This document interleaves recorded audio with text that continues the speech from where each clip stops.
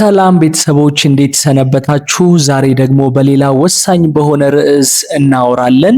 በሴቶች ፈሳሽ በማህፀን በሚወጣ ፈሳሽ ጉዳይ ላይ ጠለቅ ያለ ግንዛቤ እንዲኖራችሁ ይህን ርዕስ መርጫለሁ። በጣም ብዙ ሴቶች ፈሳሽ በማህፀናቸው ሲወጣ የመጨናነቅ ባህሪ ይታይባቸዋል። ነገር ግን ኖርማል ሊሆን ይችላል። በዛው ልክ ደግሞ በጣም አስከፊ የሚባል ወይም ደግሞ ጥሩ ያልሆነውን ሁኔታ ላይ ሆነው ደግሞ መዘናጋት ይታይባቸዋል።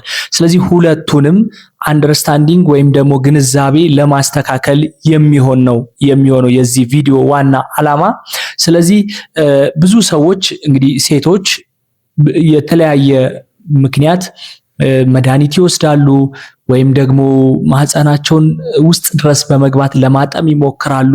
እንደዚሁም ደግሞ መድኃኒቶችን ምንም አይነት የሆነ ሕክምና ሳያደርጉ ዝም ብለው መድኃኒት ይወስዳሉ። ስለዚህ ዛሬ በጣም በግልጽ እንድናወራበት የሚፈልገው ኖርማል የሚባል የማህፀን ፈሳሽ ምን ይመስላል፣ እንደዚሁም ደግሞ ጥሩ አይደለም ወይም ሕክምና ያስፈልገዋል የሚባለው ወይም ደግሞ ጤናማ ያልሆነው የማህፀን ፈሳሽ የትኛው ነው? ይህንን የማህፀን ፈሳሽ የሚያመጡ ምክንያቶች ምንድን ናቸው? አደገኛ የሚባል ማስጠንቀቂያ ምልክቶቹስ ምንድን ናቸው? የከፋ የሚሆነው መቼ ነው? ትክክል ያልሆነው ስህተት የሆኑስ ነገሮች ምንድን ናቸው? የሚልና የማህፀን ላይ ጤናን እንዴት በተፈጥሮ መንገድ ራሱን መጠበቅ ይችላል የሚሉት ነገሮች ላይ እንነጋገራለን። ቪዲዮውን ከወደዳችሁት ላይክ እና ሼር ማድረግ እንዳይረሳ። እስከ ቪዲዮ መጨረሻው ድረስ አብራችሁ ብትቆዩ ታተርፉበታላችሁ። ሀሳብ አስተያየት ካላችሁ ኮሜንት ሴክሽን ላይ አስቀምጡልኝ። ላይክ፣ ሼር፣ ሰብስክራይብ እንደዚሁ እንዳይረሳ። ስለዚህ የማህፀን ፈሳሽ ስንል የማህፀን ፈሳሽ እንግዲህ ማንኛው አይነት ፈሳሽ ነው። በማህፀን በኩል ከራሱ ከብልት አካባቢ ሊሆን ይችላል የሚነሳው፣ ወይ ከላይ ከዋና ከማህፀን ክፍል ሊሆን ይችላል የሚነሳው፣ ከማህፀን ጫፍ ሊሆን ይችላል። ብቻ እነዚህን ትራክቶች ተከትሎ ወይም መስመሮች ተከትሎ የሚወጣ ፈሳሽ የማህፀን ፈሳሽ ነው የምንለው። ስለዚህ ይሄ የማህፀን ፈሳሽ ሙሉ ለሙሉ ኖርማል ፈሳሽ ነው። ኖርማሊ ያ ማለት ነጭ ከሆነ እንደዚሁም ምንም አይነት ሽታ ከሌለው ጤናማ የሆነ ሽታ ከሆነ ያለው የተለየ መጥፎ የሚረብሽ ሽታ ከሌለው ማህፀን የራሱን ንጽህና ለመጠበቅ የሚያወጣው ስርዓት ነው። የሞቱ ሴሎችን በማስወገድ ራሱን ለመጠበቅ የሚያወጣው ስርዓት ነው። ስለዚህ ራሱን በራስ የማጽዳት ስርዓት ነው፣ ተፈጥሮ ነው።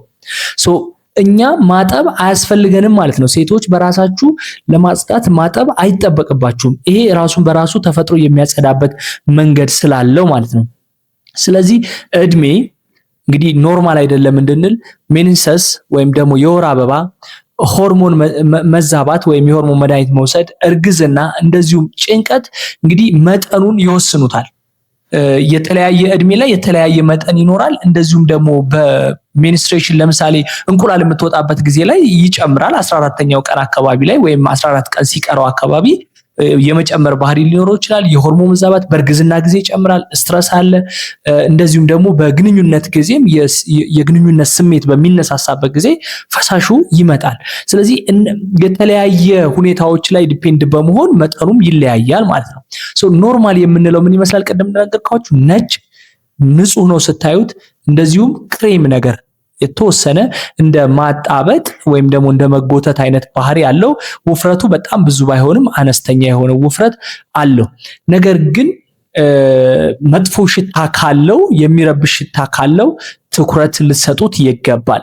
ወደኋላ በደንብ አድርጌ አብራራላችኋለሁ። ስለዚህ እንቁላል የምትወጣበት ቀን ላይ፣ ፔሪድ ሊመጣ ቀን አካባቢ ላይ፣ እርግዝና በሚኖርበት ጊዜና የግንኙነት ሰዓት ላይ ግን የመጨመር ባህሪ አለው የሚለው እንድትይዙ እፈልጋለሁ። ታዲያ መቼ ነው ኖርማል አይደለም የምንለው? ምን አይነት ባህሪ ያለው ካላችሁ፣ ጥሩ ያልሆነ ወይም ኖርማል ያልሆነ የማህፀን ፈሳሽ የሚባለው አንደኛ ሽታ ይኖረዋል። ከዛ ሲቀጥል ደግሞ ምን ይኖረዋል? ማሳከክ ይኖራል፣ ማቃጠል ይኖራል። ውስጡን በጣም ያቃጥላል፣ እንደዚሁም ያሳክካል። የህመም ስሜት አለው። በተለይ ግንኙነት ስታደርጉ በደንብ ነው የሚታወቀው። የህመም ስሜት አለው። ቁስለት ወይም ቁስል ሊኖር ይችላል። እንደዚሁም ከለሩ ወደ መጥቆር ሊሄድ ይችላል። ቢጫ ሊሆን ይችላል፣ አረንጓዴ ሊሆን ይችላል። ነገር ግን ከለሩም እንደዚሁ ይቀይራል። ቅድም ነጭ ንጹህ ካልነው ከለር ይለያል። ሌላው ከዚህ ፀጉር ከሚያበቅለው ወይም ከእምብርት በታች የምንለው የታችኛው ሆድ አካባቢ ላይ በቀኝ በግራ እንደዚሁ መሃል ላይ የህመም ስሜት ሊሰማ ይችላል፣ ወይም ፐልቪክ ፌል ሊኖር ይችላል። የዚህን ጊዜ ነው እንግዲህ ምን አለ የምንለው ጥሩ ያልሆነ ወይም ደግሞ ህመም ወይም በሽታ የሆነ የማህፀን ፈሳሽ መውጣት አለ ብለን የምናስበው።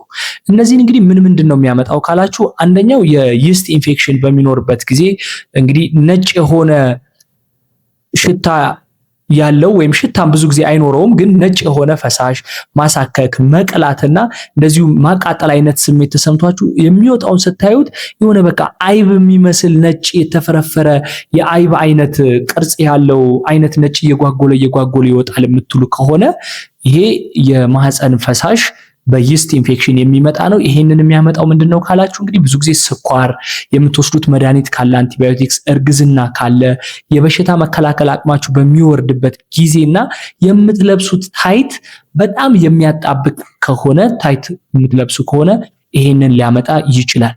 የሁለተኛው ባክቴሪያል ቫጂኖሲስ የምንለው ነው። በጣም የተለመደ ነው።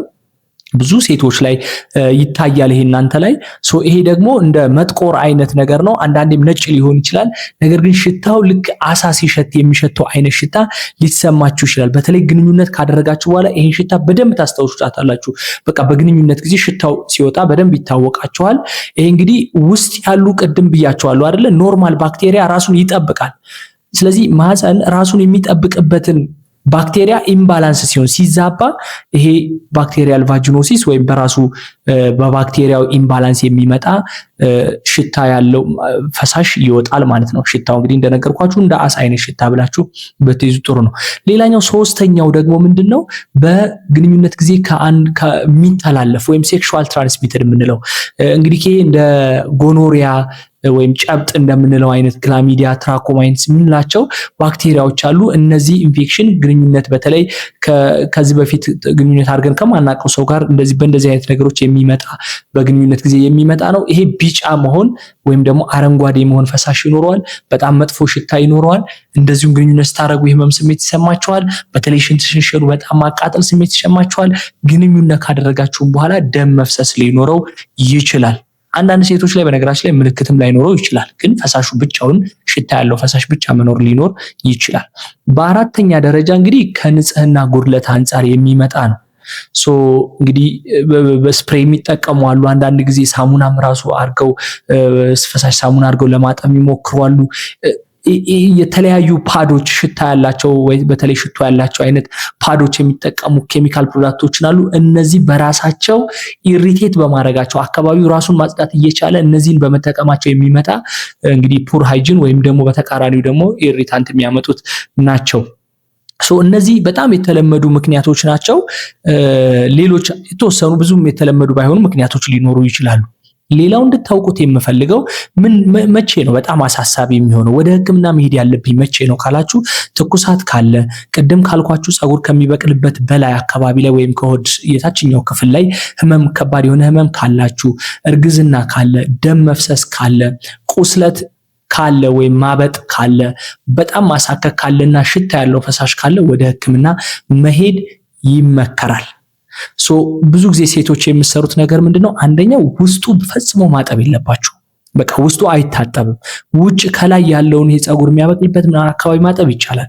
ከዛ ውጭ ወደ ውስጥ ገብታችሁ የምታጥቡት ከሆነ ግን ኖርማል በተፈጥሮ ያለውን ነገር እየረበሻችሁት፣ ባክቴሪያውን እያስወገዳችሁ፣ ጤናማ ተቆጣጣሪዎችን እያስወገዳችሁ ስለምትሄዱ ይሄ የባክቴሪያል ኢምባላንስ እና ለሌላ ኢንፌክሽን የመጋለጥ እድል ይኖራል።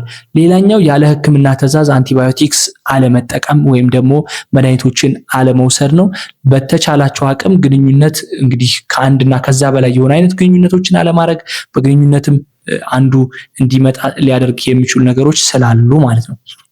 እንዴት ጤናማ ማድረግ እንችላለን? አንደኛው ውስጡ ማጠብ የለባችሁም በተቻለ አቅም ማለት ነው። ውጩን ድራይ ማድረግ፣ እርጥበት እንዳይኖር፣ እርጥበትን በራሱ ለዚህ ስለሚያደርግ ማለት ነው። ሴፍ የሆነ ፕራክቲስ ሴክስ ብታደርጉ ጥሩ ነው። ሌሎች የህክምና ጉዳዮች እንደ ስኳር አይነት እንደዚሁም አላስፈላጊ የሆኑ መድኃኒቶች መውሰድ፣ እነዚህን ማስወገድ ይገባችኋል። በጣም እንትን መሆን ያለባችሁ የማህፀን ፈሳሽ መውጣት ምንም ጥያቄ የለውም። ኖርማልና ኖርማል ያልሆነ እንዳልሆነ ነግሬያቸዋለሁ። ኖርማል የሆነው ፈሳሽ ምንም ከመሃንነት ጋር አይገናኝም። ነገር ግን ኢንፌክሽን ካልታከመ ቅድም ያልኳቸው አይነት ኢንፌክሽን እንደነ ጨብጥ አይነት ኢንፌክሽኖች በማህፀን ኢንፌክሽን የሚመጡ ወይም ፒአይዲ የማህፀን የላይኛው ክፍል አካባቢ ቱቦቹ ላይ ያለ ኢንፌክሽን ሊኖር ስለሚችል እሱ ካልታከመ የመሃንነት ችግር ሊያመጣ ይችላል። ይሄንን እንድትይዙ ፈልጋለሁ። ኤኒ ጥያቄ ካላችሁ ኮሜንት ሴክሽን ላይ አስቀምጡልኝ። እስከ መጨረሻው ስለተከታተላችሁኝ አመሰግናለሁ። የኔ ቤተሰብ ካልሆናችሁ ሰብስክራይብ ማድረግ እንዳይረሳ፣ ቪዲዮን ላይክ ሼር ማድረግም እንዳይረሳ። ቸር ቆዩ።